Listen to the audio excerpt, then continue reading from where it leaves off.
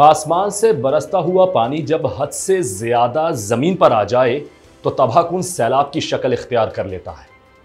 और ऐसी ही सूरत हाल इस वक्त पाकिस्तान के सूबे पंजाब की है, जहां जिंदगी मफलूज होकर रह गई है। और उस पर तुर्रा यह कि महकमा मौसमियात ने 29 अगस्त से 2 सितंबर तक बारिशों की नई पेशगोई जारी कर दी है, जिसके मुताबिक पहाड़ी इलाकों में लैंडस्लाइडिंग का खतरा बढ़ गया है।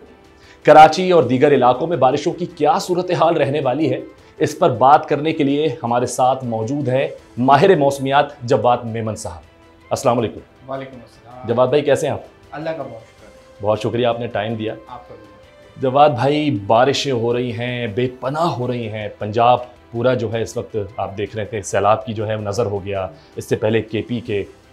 तो ये ख़तरा खुदा न खास्ता बढ़ता चला जाएगा या कहीं जाके ये थमेगा, रुकेगा, बारिशें रुकेंगी?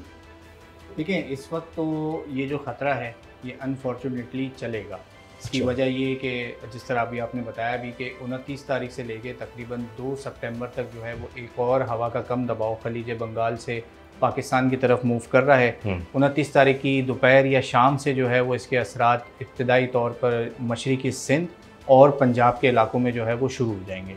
तो इसमें इब्तदाई तौर पर जो है वो हल्की सी दरमियानी बारिशें रहेंगी और फिर आहिस्ता आहिस्ता जैसे जैसे ये हवा का कम दबाव करीब आएगा हमारे बॉर्डर रीजन के आसपास, पंजाब के इलाकों के आसपास, तो 30 तारीख से जो है वो फिर ना सिर्फ बारिशों में ज़ोर आएगा, स्पेशली पंजाब के इलाकों में, स्पेशली वो इलाके जुनूबी पंजाब के और पंजाब के दीगर इलाके जहाँ पे ऑलरेडी इस वक्त फ्लडिंग सिचुएशन हम देख रहे हैं।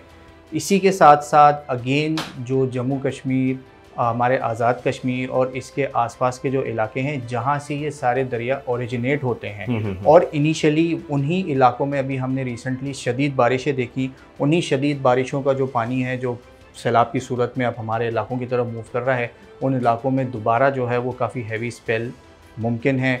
कहीं जो है वो टोरेंशियल रेन है, मौसलाधार बारिशें हैं, कहीं हैवी रेंस का सिलसिला है और ये अगले 2 से 3 दिन तक चलेगा। अगले 2 से 3 दिन तक कंटिन्यू करेगा। तो ये जो इस वक्त सिलसिला चल रहा है पंजाब में और उधर जितने भी इलाके हैं वहाँ पर, तो कितनी देर का गैप आएगा अगर बारिश रुकती है? देखिए, इस वक्त तो पंजाब के और पाकिस्तान के शुमाली इलाका जात में तकरीबन मौसम साफ़ है। ठीक है। तकरीबन पिछले 24 से 48 घंटों में कोई ऐसी सिग्निफिकेंट रेन तो जो है वो ऐसे नहीं आई है वहाँ पर, लेकिन सैलाबी सूरत हाल है। सैलाबी सूरत हाल है। देखिए, 2 डिफरेंट चीज़ें हैं। एक तो होती है जब बारिश तेज़ होती है तो हम जो है वो नदी नालों में तुगयानी देखते हैं, अर्बन फ्लडिंग देखते हैं, जो शहरी इलाकों में जो है वो पानी भर जाता है, टेम्परेरी होता है, कहीं वो फौरी तौर पे निकल जाता है, कहीं टाइम लेके निकलता है, डिपेंड्स कि बारिश की इंटेंसिटी क्या है।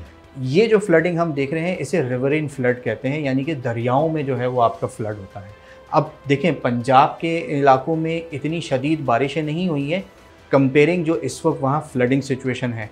ये बारिशें एक्चुअली हुई हैं जहाँ से आपके दरिया ओरिजिनेट होते हैं, जो कि हमारे कश्मीर से हैं। ये तो हमें हमारे जोग्राफिकली पता है कि हमारे तकरीबन दरियाओं जो है वो कश्मीर के इलाके से आते हैं। अब जिस तरह मैंने बताया कि ये जम्मू कश्मीर के इलाके, आज़ाद कश्मीर के इलाके, उससे थोड़ा सा ऊपर जो माउंटेनस रीजन है वहाँ पे शदीद बारिशें जो हैं वो रिकॉर्ड की गई। एन एस्टिमेटेड रफ़ एस्टिमेट हम लगाएं तो अभी जो रीसेंट स्पेल गया है, कई जो पहाड़ी इलाके ऐसे थे वहाँ पे 400 से 500 मिलीमीटर के करीब बारिश हुई है। अच्छा। इसी के साथ साथ जब ये सिस्टम वहाँ आता है तो गैर मामूली हद तक जो है वो टेम्परेचर भी राइज़ होना शुरू होते हैं, क्योंकि मानसून की जो हवाएं होती हैं जब उन इलाकों में ईस्टर्ली विंड्स जाती हैं तो वो नम और गर्म हवाएं होती हैं। ठीक है, नॉर्मल जो सिस्टम्स आते हैं, जो बर्फ़बारी वाले सिस्टम होते हैं, वो खुश्क और ठंडी हवाएं होती हैं, जैसे हम वेस्टर्न डिस्टर्बेंस कहते हैं। लेकिन ये जो हवाएं होती हैं मानसून की, ये लो लेवल पे होती हैं, नम होती हैं और गर्म होती हैं, तो ये ऑटोमेटिकली वहाँ पे टेम्परेचर बढ़ाती हैं।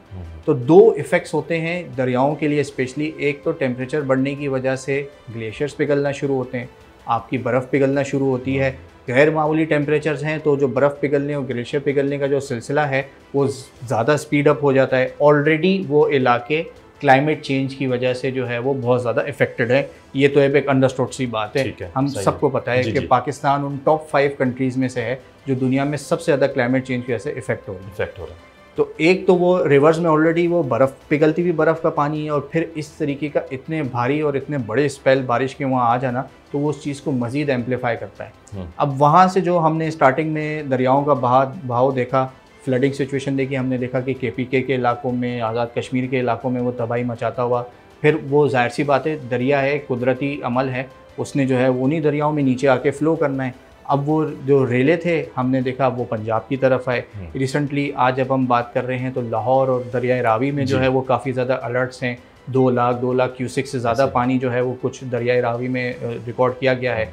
अब ये फ़्लो आहिस्ता आहिस्ता जो है वो नीचे सिंध की तरफ आएगा, क्योंकि देखिए पानी का घर जो होता है वो है समंदर। उसने आना यही है, उसने आना अपने घर ही है। अब बहरा अरब से एक ही रास्ता बनता है कि ये सारे दरिया जो है वो आयंड में आके कनेक्ट होते हैं दरियाए सिंध दरिया से, और फिर यहाँ से ये बहरा अरब में जाएंगे, समंदर में जाएंगे। सही।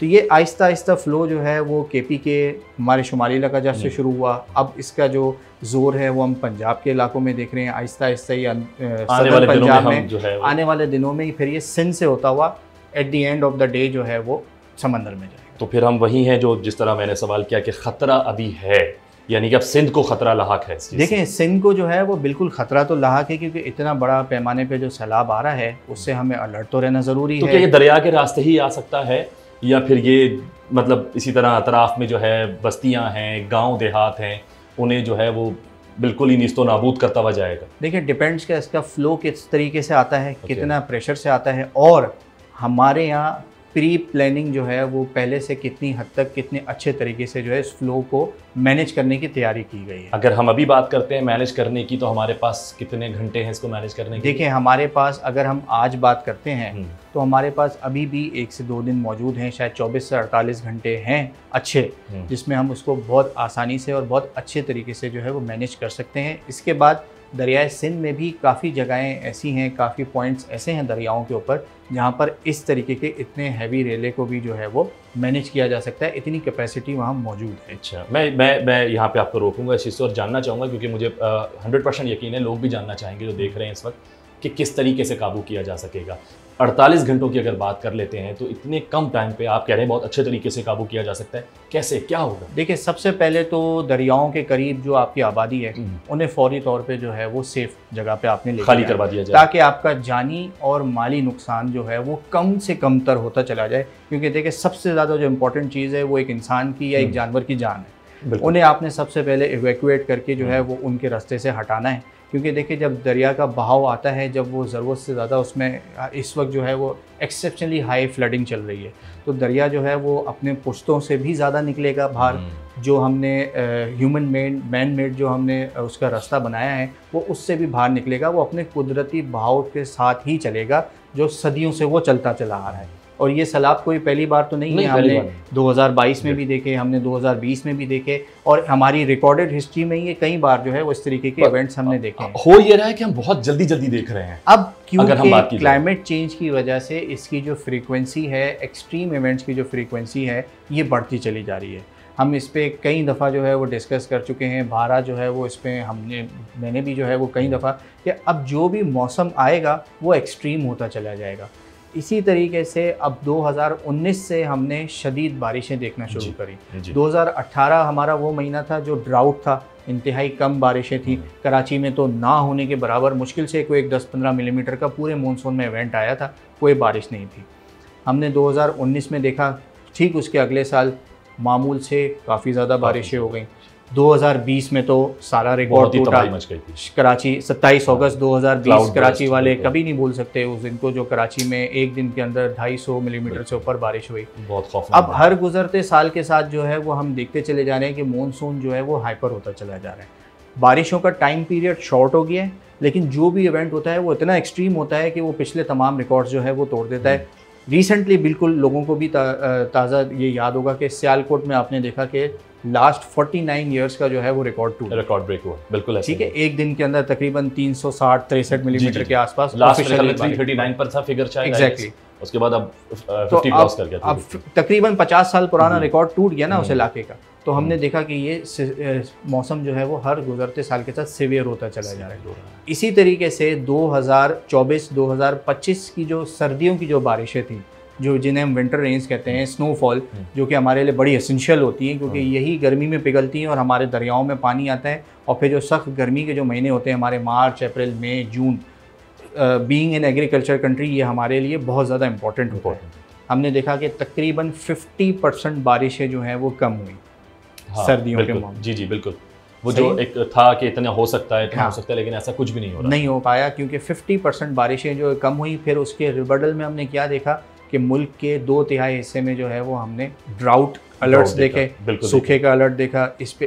इसमें अभी भी बलूचिस्तान के, वेस्टर्न बलूचिस्तान के जो इलाके हैं जो ईरान बॉर्डर के आसपास के हैं, वहाँ पे अभी भी ड्राउट सिचुएशन है, बारिशें नहीं हुई हैं। इवन के मानसून के बड़े बड़े स्पेल भी बलूचिस्तान में भी हमने देखे, लेकिन अभी भी वो इलाके जो हैं वो ड्राउट में हैं। तो आप इसमें इस चीज़ के एम्प्लीफिकेशन को देखें कि मुल्क का एक हिस्सा इस वक्त कहत के अंदर है, हाल में, और एक कहत में, और मुल्क का एक बड़ा हिस्सा जो है वो इस वक्त सैलाबी सूरत हाल देख रहा है। तो आप इस चीज़ को थोड़ा सा बैठ के 1 मिनट के लिए सोचें कि आपका जो क्लाइमेट है वो कितना ज़्यादा अनप्रेडिक्टेबल और कितना ज़्यादा जो है उसमें बड़े चेंजेस आ गए।